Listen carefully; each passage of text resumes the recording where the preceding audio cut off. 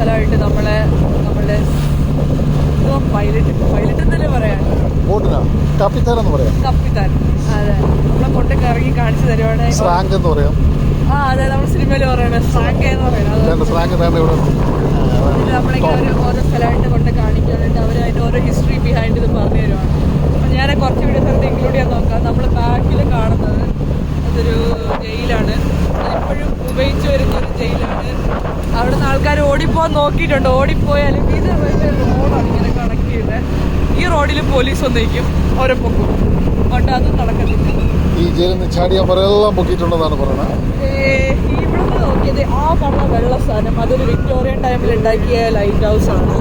പിന്നെ ആ കാണുന്ന പണ്ടത്തെ നേവൽ ബേസ് ആയിരുന്നു. നോവോർ ഇറ്റ്സ് നേവൽ ബേസ്. ഇപ്പോൾ അതൊരു കൊമേഴ്ഷ്യൽ ഹാർബറാണ്.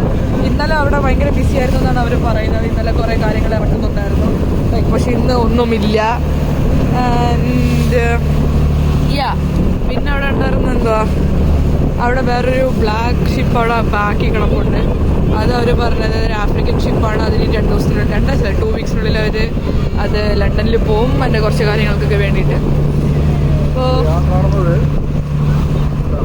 നേരെ സ്ഥലമാണ്, ബേസാ. ബേസല്ല, അതിൻ്റെ ഒരു ബങ്കേഴ്സാണ്. അതിൻ്റെ ഒരു വരുന്ന വാർഷിപ്സിനെ കൗണ്ടർ ചെയ്യാൻ വേണ്ടിയിട്ട്, അല്ലെങ്കിൽ എയർക്രാഫ്റ്റ് ആൻറ്റി എയർക്രാഫ്റ്റ് ഗൺസ് ഒക്കെ ഹോൾഡ് ചെയ്തിരുന്ന സ്ഥലമാണ് ആ കാണുന്നത്. അതെ, അതേപോലെ തന്നെ ഇത് അങ്ങറ്റത്ത് അത് ഞാൻ വേറെ മൊബൈൽ എടുത്തിട്ടുണ്ട് കാണിച്ചത്. അവിടെ 2 ബിൽഡിങ്സ് ഉണ്ട്. 2 വോളാണത്. നമ്മളുടെ വേൾഡ് വാർ നടന്ന സമയത്തൊക്കെ നോർമാൻഡിൻ്റെ റിലേറ്റഡ് ഉള്ള സ്ഥലമാണ് അതും. ഇപ്പം നമ്മളെ മുന്നേ കണ്ട ഈ സ്ഥലത്തൊക്കെ സീ ലയൺസ് വരാൻ ചാൻസ് ഉണ്ടെന്നൊക്കെയാണ് ഇവർ പറയുന്നത്. പക്ഷെ അതിപ്പോൾ നമ്മൾ നോക്കിയിട്ട് കാണുന്നില്ല. നമ്മൾ കാണുവാണെങ്കിൽ വീഡിയോ ഇൻക്ലൂഡ് ചെയ്യുന്നതായിരിക്കും. അപ്പോൾ ഇതൊക്കെ തന്നെയാണ്. അപ്പോൾ നമുക്ക് അടുത്തൊരു വീഡിയോ കാണാം.